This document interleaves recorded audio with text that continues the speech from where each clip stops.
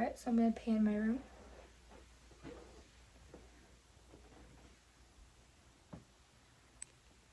That's just my calendar. Alright, I'm just going to set my phone down. Alright, so before I walk into my patient's room, I'm going to make sure I have all my equipment together. I'm going to check the patient's chart. I'm going to knock, walk in, provide privacy, perform hand hygiene. Hello, my name is May. I'm here to be your nurse today. How are you? Good. And can you tell me your name and date of birth, please? Dominic Brandt, 02/20/1998. And what brings you in today? Annual checkup. And do you have any pain right now? No.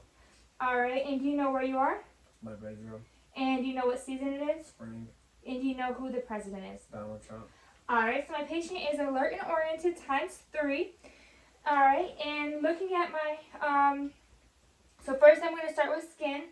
So, have you ever had any random skin infections? No. Do you get frequent rashes? No. Are you allergic to like any type of soap or No. anything like that? Now I see you have tattoos. Did you have a problem with your tattoos on your arms with your Never. skin? No? Alright, and have you been to a dermatologist before? No.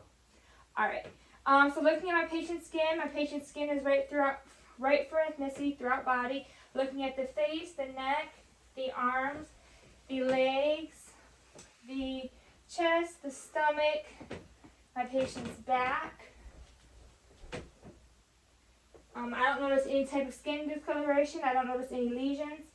I'm just going to check skin turgor. Skin refill within 3 seconds. So that means that my patient is well hydrated. And then I'm just going to check for skin temp. Throughout body.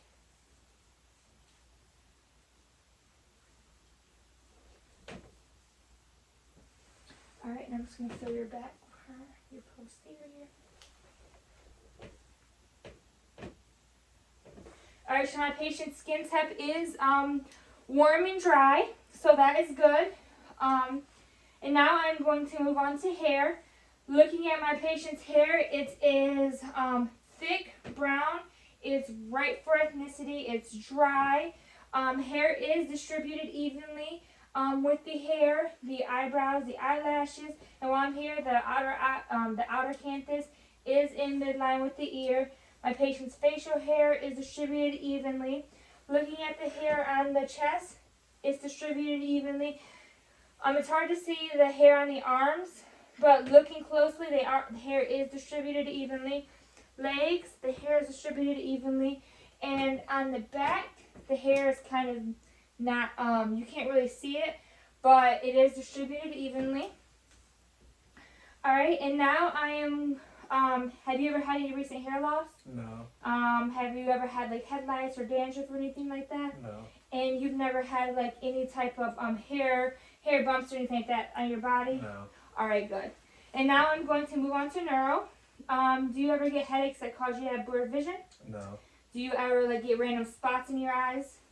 No. Does driving at night bother you? No. Alright, and I want you to tilt your head back for me and forward, and then do a new circle. Alright, so my patient's range of motion is intact. My patient was able to do a rotation, a flexion, and an extension, so that's good. Did you have any pain or tenderness when you did that? Not at all. Alright, so moving on with my neuro, looking at my patient's appearance, my patient's posture and position is erect and relaxed. My patient's body movements are intentional. My patient is clean, well-groomed, and has good hygiene. He's also dressed appropriate for the situation. Looking at my patient's behavior, my patient's loss of consciousness is alert. So my patient's behavior is alert. Facial expressions are relaxed and appropriate for situation. My patient's speech is clear and uses appropriate words. And my patient's mood and affect is appropriate for situation. Also, throughout the beginning of the assessment, my patient's thought process was intact. He was able to answer my questions without any problems. So now I'm going to move on to my head and face. So looking at my patient's head and face. I'm just gonna palpate your. I don't feel any lumps or bumps. My patient's skull is normal, cephalic, and round. My patient's skull is normal, cephalic, and round. I'm just gonna palpate the temporal arteries. All right, they're about a 2+ and they're equal bilateral. And I'm gonna palpate your frontal and maxillary sinuses. Did you have any pain or tenderness? Not at all. Do you get sinus infections frequently? No. You don't ever have any problems with your sinuses? Never. All right, good. So now we are going to move on with cranial nerves. So there are 12 cranial nerves. The first cranial nerve is smell. I'm going to put something on your nose. You're going to close your eyes and you're going to tell me what the smell is.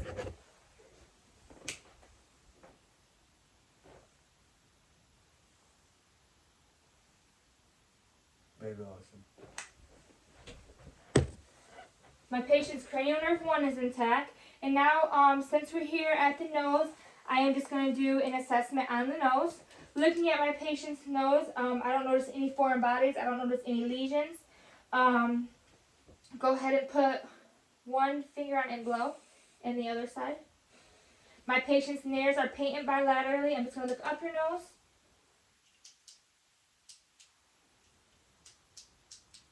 There it goes. My patient's nose is pink and moist. I don't notice any perforations or deviations. My patient, I do notice a little hair, but that is normal. I don't notice any foreign bodies in the nose. All right, and also looking at my patient's nostrils, they are symmetrical in size and shape, meaning that they're the same. They are equal bilaterally on both sides. And now that we're done with cranial nerve 1, we're going to move on to cranial nerve 2. Excuse me, which is a Snellen chart. Have you ever been to the eye doctor before? Yes. So you know the chart that you have to read the letters and they get smaller and smaller and Yes. you read till you can't stop. All right, good. Do you have any eye issues? No, not at all. Okay. Perfect eyes. All right. So now cranial nerves 1 and 2 are intact so far. Now we're going to move on to cranial nerve 3, 4, and 6. So that's where we make the eyes do tricks. So first, I'm going to grade your pupils. So I'm checking for pupil size, and yours are about a 4 on both sides. All right, so my patient's pupils, they are equal, round in size, and I'm just going to check for light, see if your pupils are reacting to light, and they should constrict, direct, and consensually.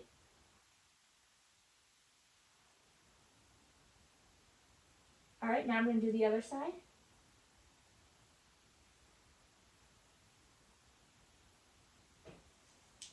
All right, so my patient's eyes did constrict, direct, and consensually. And now I'm going to check for accommodation. I want you to stare right here at this point on the wall. And when I put my pen line in front of you, your eyes should follow it. All right, and I'm going to go ahead and look at the point again. Do it again. All right, perfect. So my patients followed parallel. The pupils are equal, round, reacted to light, and they accommodated one another. And now I'm just going to do my 6 cardinal gazes.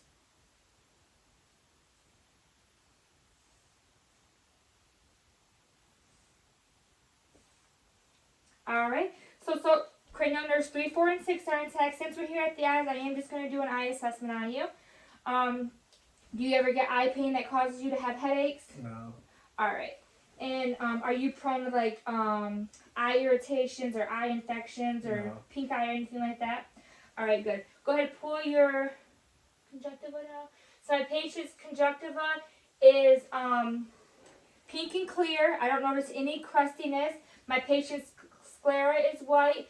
Cornea has no opacities. So the sclera is white, cornea has no opacities, conjunctiva is pink and clear. Eyelashes are distributed evenly.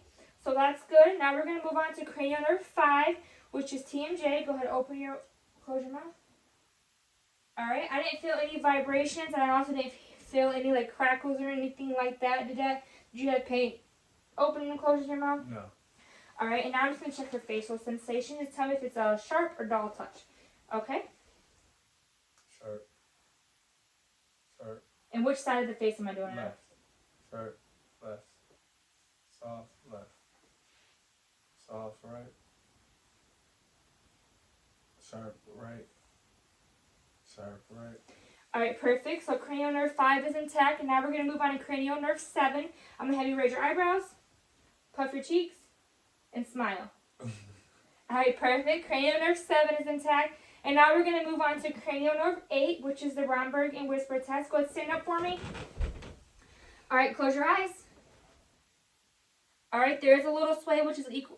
So my patient's equilibrium is good, but a little sway is normal. Go ahead, turn around. I'm going to whisper something in your ear. Just tell me what I said. Cat. Fan. All right, perfect. And while you're standing up, I am just going to have you walk in the closet and walk back to me. All right, so my patient's gait was smooth and steady. I didn't notice any stumbling or anything like that. Did you have any difficulties doing that? Not at all. All right, and while you're standing up, I am going to have you rub your heel down each shin. And the other side. All right, so my patient's heel slide shin test is good. And go ahead and do your finger to put your finger to your nose. All right. So that was some your finger and nose test was symmetrical. I didn't see any difficulties with you doing that. Go ahead, sit down for me. And then I am just going to check your Babinski reflex. Go ahead, pick your foot up.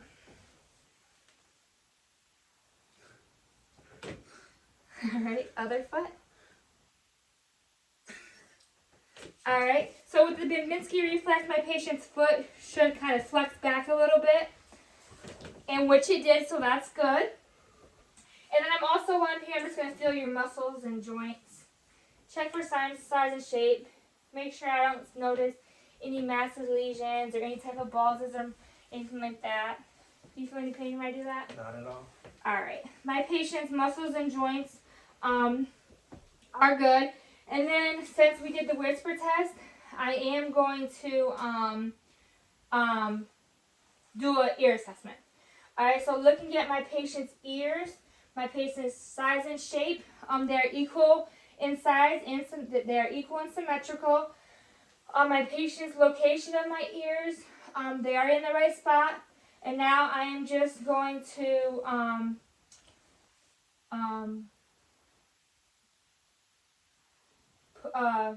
push on the tragus, pull on the pinea, and push on the mastoid process.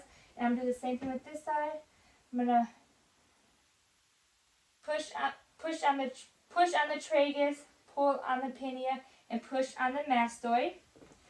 All right, and then now I'm just going to look inside of my patient's ear, and I'm going to pull on the pinea to do that. If I had an otoscope, I would be able to see the tympanic membrane, and a normal finding for that would be like a grayish membrane, grayish tympanic membrane.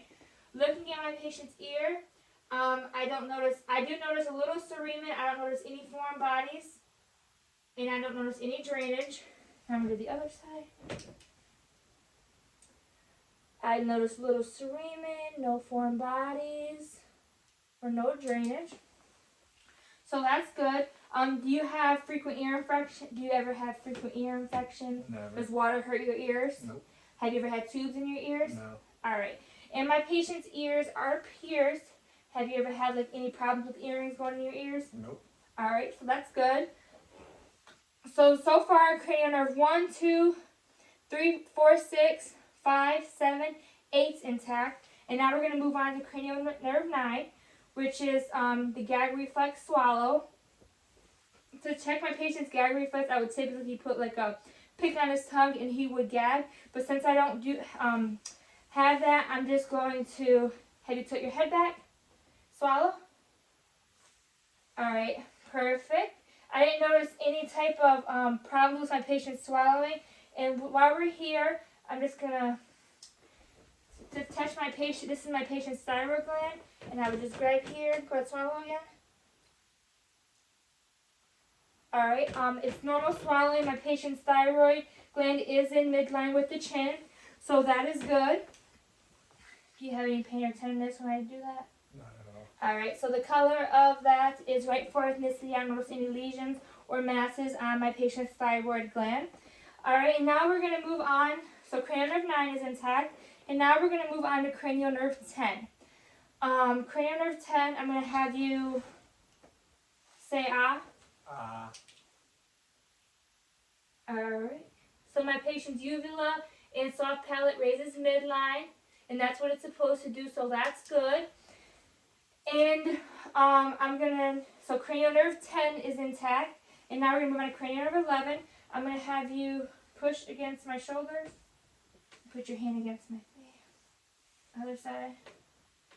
Alright, so while we're here, we're just going to do an assessment on the neck. Have you ever had any neck injuries? No. Do you have any neck pain at all? No. Alright, so I'm just going to have you swing your legs around for me. I'm going to have you lay down. Go ahead, sit up for me again.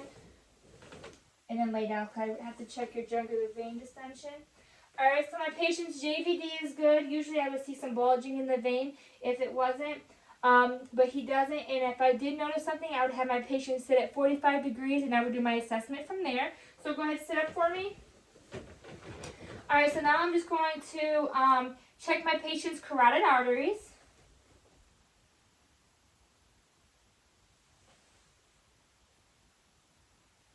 Alright, so my patient's carotid arteries are a 2+ and they are equal bilaterally. And now I'm just going to check for bruits using the bell side of my stethoscope.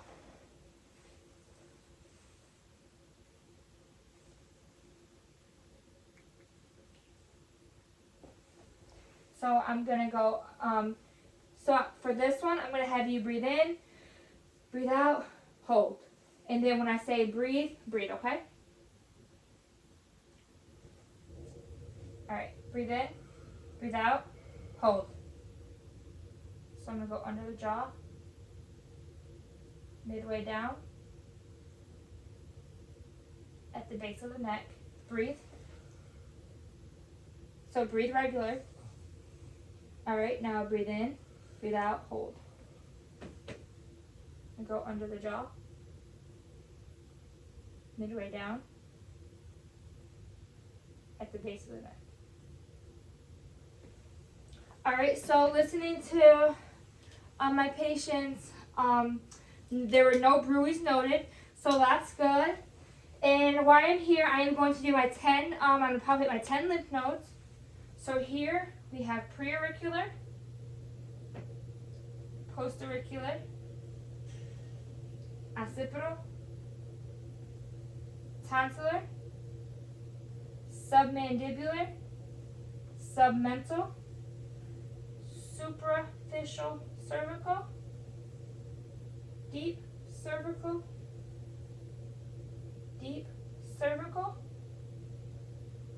posterior cervical, go ahead, bridge your shoulders forward, and supraclavicular. So just to recap, to make sure that I hit all 10, we have the preauricular, postauricular, occipital, tonsillar, submandibular, submental, posterior cervical, superficial cervical, deep. Alright, so that means that, so I did my 10 lymph nodes, and now we're going to move on to cranial nerve 12. So at cranial nerve 12, I am just going to have you stick your tongue out. Alright, so tongue is midline with the chin, and I'm going to have you say light, tight, dynamite. Light, tight, dynamite. Alright, so while we're here, I am going to do an assessment on the mouth. Have you ever had any mouth injuries? No. Have you really busted your lip open or anything like that? Yeah. And have you, when's the last time that you did that? Years ago when I was younger. When you were a baby? Okay. Do you ever like lose your, like numbness in your tongue or anything like No. that? Lips? Nope. Alright, do you ever have random swelling in your lips? Nope. Alright, good. So I'm just going to look at my patient's mouth. Alright, so looking at my patient's lips, they are symmetrical. I don't notice any lesions. They are pink and moist. Looking at my patient's Teeth, I do notice dental work, but my patient's teeth are intact. When's the last time you had dental work? Probably a few months ago. Alright, I'm going to have you pull your lip down for me. My patient's gums are pink and moist. I don't notice any lesions. I'm going to pull the top up. Top gums are pink and moist, no lesions. Stick your tongue out for me. Tongue is pink and moist, no lesions. My patient's good. Go to the side. My patient's pharyngeal wall is pink and moist, no lesions. My patient's, well, you can let go. Just open your mouth. My patient's uvula is pink and moist, no lesions. My patient's hard and soft palate is pink and moist, no lesions.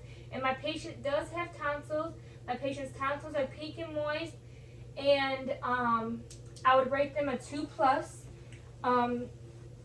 My patient does have tonsils. They are pink and moist, and I would rate them a 2+.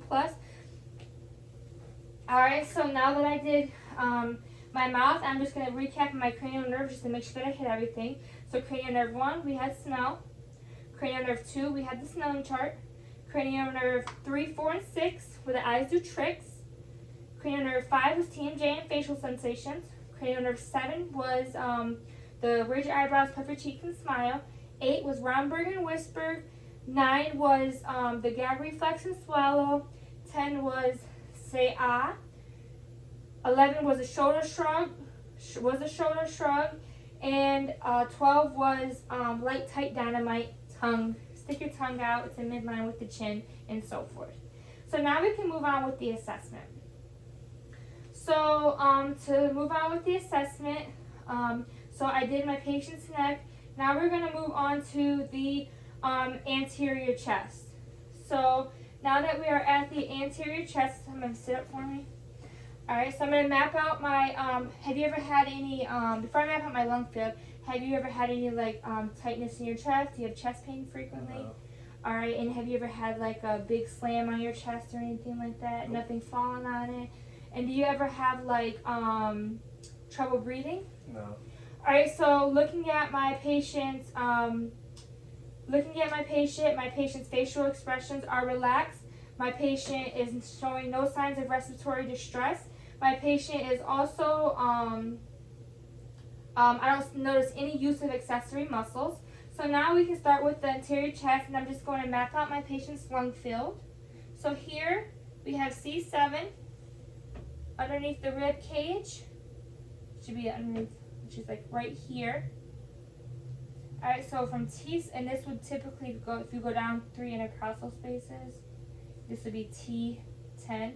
So C7 to T10 would be my lung field. And then when I also do my patient's lung field, I am going to go up to T8. I'm going to go over to T8 and up to T6. So when I do my patient's J-Lo, I am going to make sure that I am going on my sides. Alright, so to do the chest, I'm going to follow IPPA. So looking at my patient's chest, I don't notice any masses or lesions. My patient's chest is right for ethnicity. My patient's hair on the chest is distributed evenly. And now I am just going to palpate for crepitus. Do you have any pain or tenderness when I do that? Not at all. Alright, and now I am just going to percuss my patient's lung field.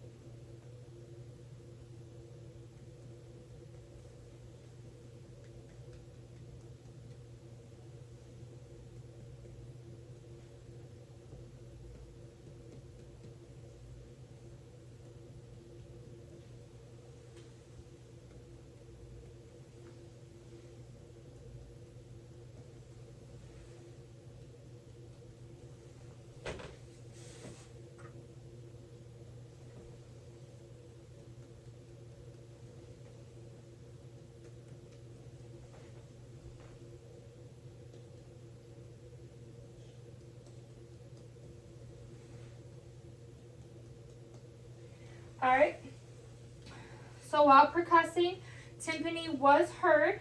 Alright, and now I am just going to auscultate and listen to my patient's lung field.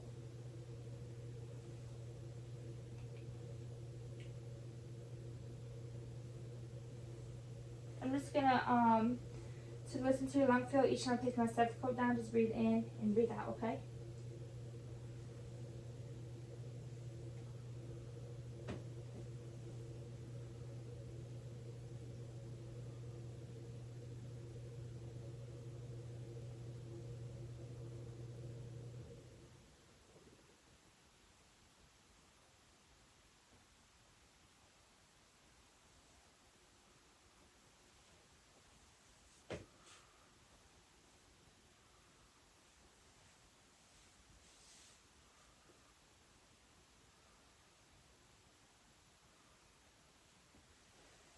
All right. So while listening to my patient's lung filled, I didn't notice any bronchi crackles or wheezings. The sounds were equal bilaterally in both sides. All right, and now I am just going to have you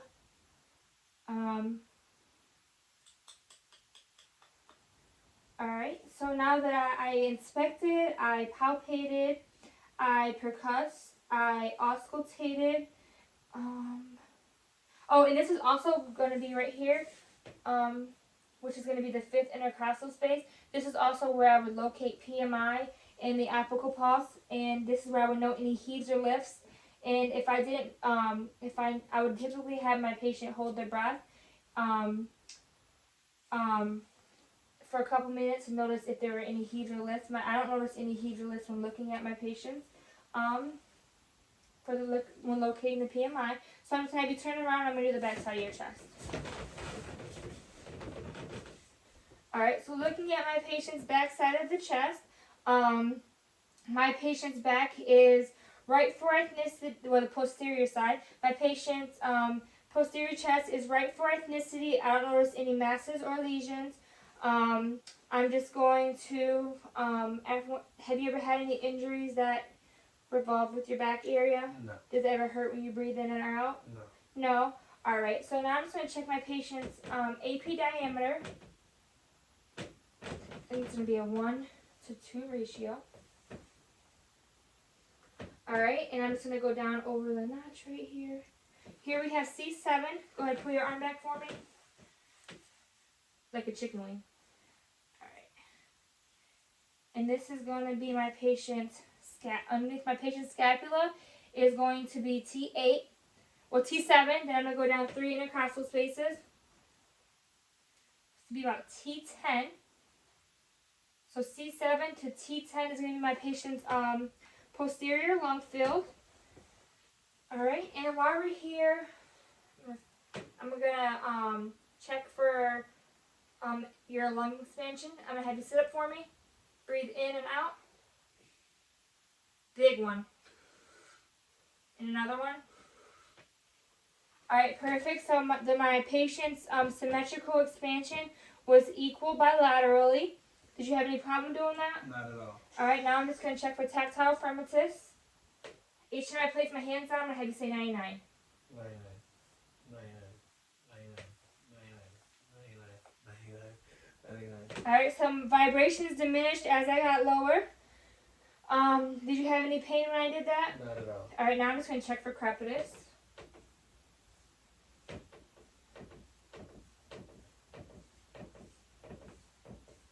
Is that painful at all? Not at all. Alright, and now I am just going to percuss my lung field.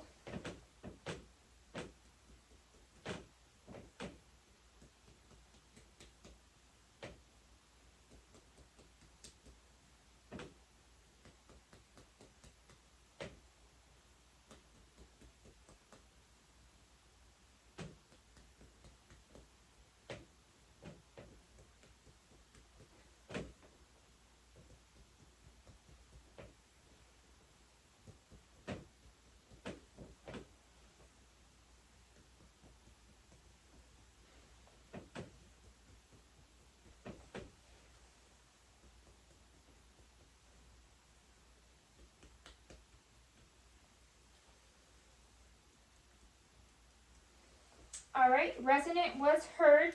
Do you have any pain when I did that? Not at all. Alright, now I am just going to listen to my patient's lung field, and each time I place my stethoscope down, I'm going to have you breathe in and out, okay? Okay.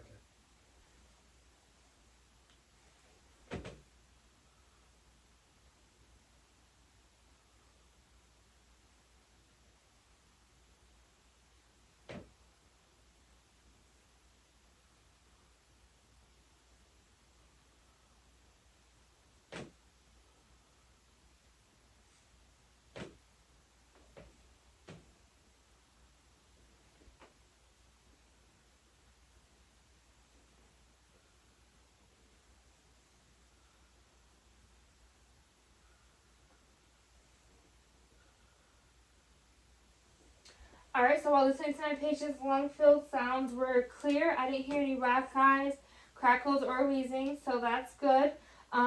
Sounds were also equal bilaterally because I listened to both sides. Alright, so I inspected, I palpated, I percussed, I made sure there was no crepitus, and I auscultated and verbalized my finding. Then maybe turn around to the front for me. And just to make sure that I did what was right on the front of the chest, I inspected my patient's front of the chest. I palpated, I percussed, I felt for crepitus, and I auscultated. I can't remember if I palpated, but I think I did. And, but just to be sure, I just want to do it again because I can't really remember. So I'm just going to palpate your lung field again up here.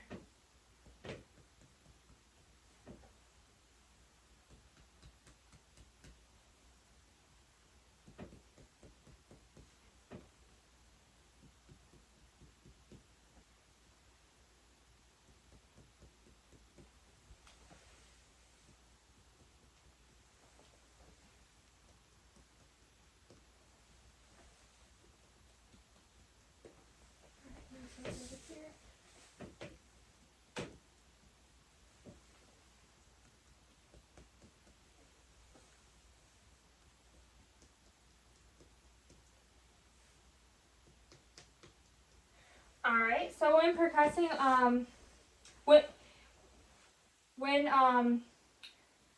when percussing, timpani was, not timpani, resonance was heard. Alright, so now I am going to, move on to abdomen. I'm just going to have my patient turn around and lie down.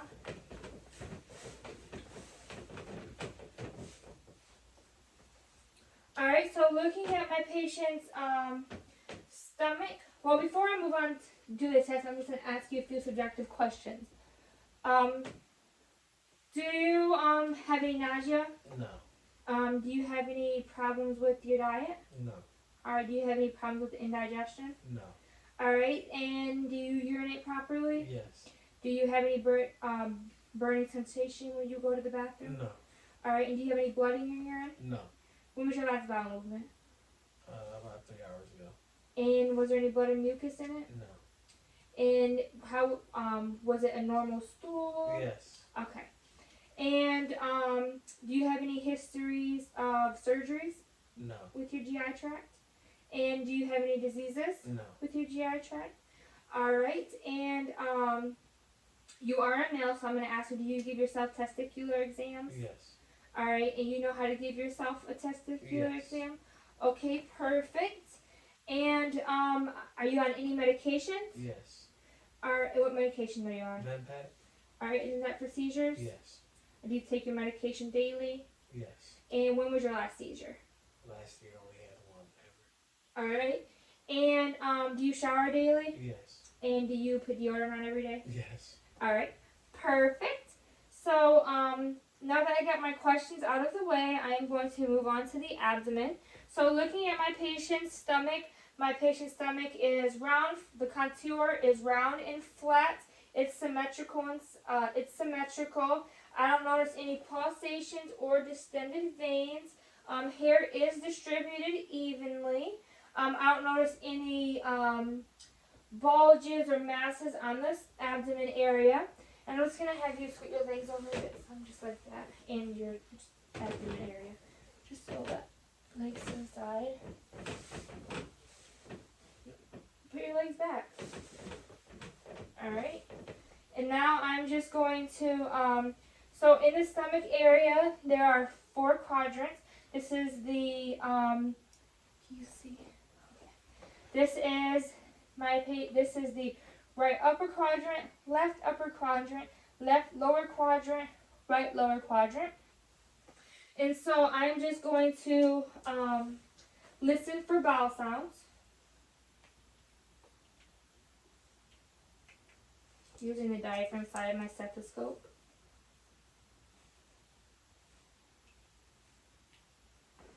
And I'm going to listen to 2 times in each quadrant.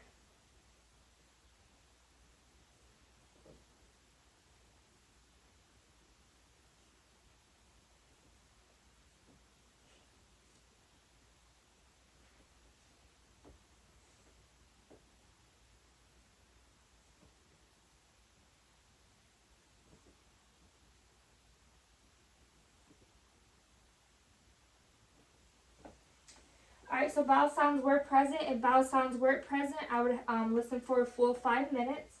And now I am just going to, so when I do this stomach, I'm going to follow IAPP. So I did auscultate first. And now I am going to listen for bruits. Iliac, renal, aorta. And I'm going to use the bell side of my stethoscope to listen for bruits.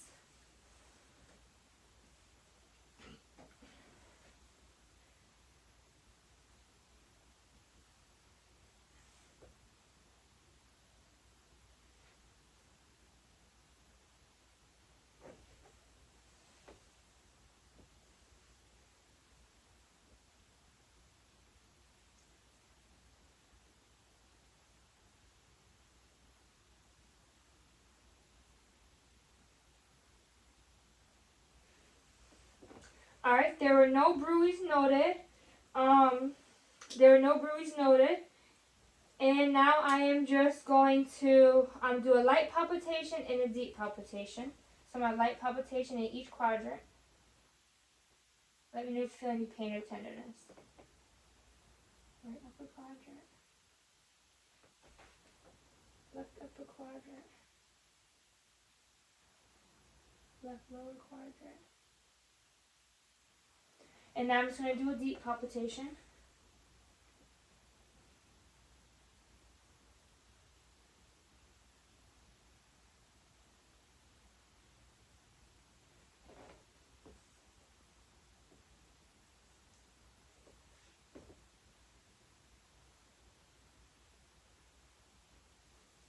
Alright, and now I am just going to percuss in each quadrant.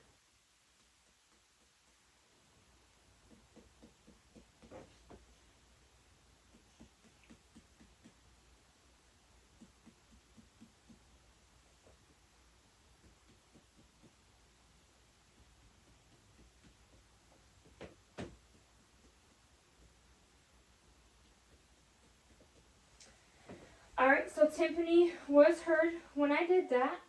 Alright, and now I'm just going to have you sit up for me. Alright, and now I'm just going to do your cardiac field. So I'm going to go over the sternal notch, down to the angle of Louis, over to the right sternal border, second intercostal space, which is aortic.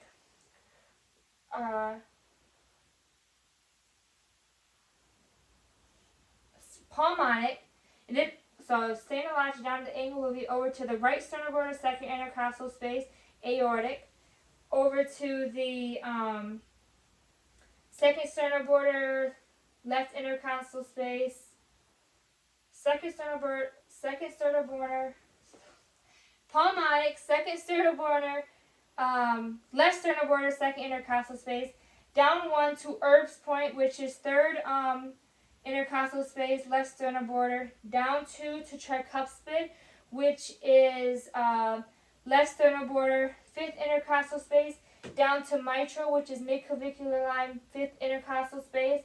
And I did notice that this is where I will locate PMI in the apical pulse. I don't notice any heaves or lifts, but if I did, I would have my patient hold their breath for a full minute. Alright, so just to do a recap, I did the anterior chest, I followed IPPA. I did the posterior chest, I followed IPPA.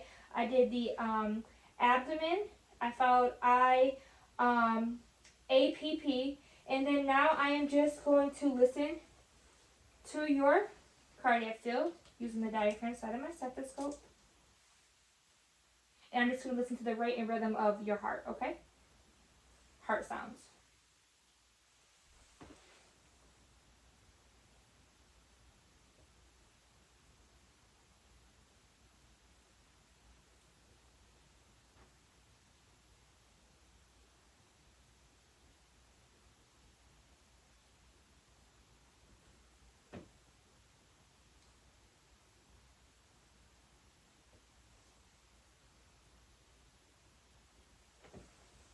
Alright, so while listening, S1 and S2 were noted. I didn't hear any extra sounds or murmurs, so that is good. That means you have a regular heartbeat. And now I am going to move on to your upper extremities. So looking at my patient's arms, they are symmetrical in size. I'm just going to feel your bony prominences. Have you ever injured your arms? Have you ever broken an arm? Do you ever have any like numbness or tingling in your arms? Alright, so I'm just going to poke the skin and kind of just push against it. So no edema noted, and I'm just going to do your radial pulse on both sides to make sure that they are equal. So my patient's radial pulse is a 2+ and they're equal bilaterally.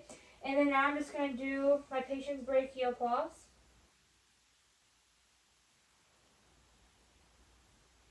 Alright, so my patient's brachial pulse is a 2+ and they're equal bilaterally. Next time you stretch your arms out for me, they are symmetrical in size. And I'm just going to check for cap refill. Alright, so my patient's cap refill within 3 seconds, so that means that the blood flow is good. And then now I am going to have you squeeze my fingers as hard as you can. Alright, and my patient's strength was equal in both hands. Now I'm going to push against you, and you're going to push against me. And I'm going to pull against me, you're going to pull against you. Alright, so my patient's did you have any problems doing that? No. Alright, so my patient's upper strength is intact. Now we're going to move on to the lower extremities. I'm going to have you stretch your legs out for me. Alright, so my patient's legs are symmetrical in size. While I have your legs up, I had a cramp in my foot. I'm going to check for cap refill in the toes. Alright, so my patient's cap refill within 3 seconds, so that is good. That means that the blood flow is good. And now I'm just going to check your bony prominences. Alright, and I'm also going to check the popliteal pulse. So those are 2+, and they're equal bilateral. And I'm going to have you, so this is, the top of the foot is where I would do the dorsopedis pulse. Alright, I'm just going to check both of them. 2+, 2+ equal bilaterally, and then this is where I would find the tibial, posterior tibial. Alright, let me use my 2 fingers.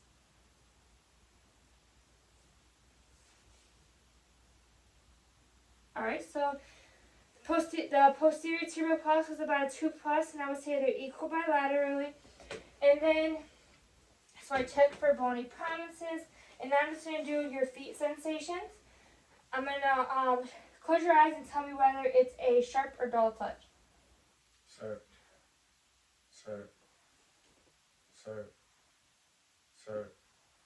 Dull. Alright, so I did my patient's feet sensations, and I'm just going to have you push up against my hands. Pull and push me, not too hard. Alright, so my patient was able to do that, and the strength was equal. And I'm just going to have you lay down for me and raise your legs. Raise one at a time, please. Alright, so my patient was able to do leg raises without any difficulties. Alright, so my patient's lower extremity is intact, and now I am going to, so my patient's, so throughout my assessment, my patient was able to voice things, verbalize things, his motor was good, so my patient's Glasgow's coma scale would be a 15, which is the highest. He was very alert throughout this assessment. And for education for my patient, I am going to print you off a pamphlet on how to give yourself a proper testicular exam, because you are getting older, and it is important that you feel around and to know what you're looking for when you're feeling around. All right. Let me just make sure that I hit everything. I did skin, neuro, did skin, and face, skin, hair, and everything. All right. Well, I think I hit everything throughout my assessment. I did my cranial nerves 1 through 12. I did my lymph nodes. All right. Do you have any questions for me? No, ma'am. All right. Well, thank you for letting me do this assessment on you.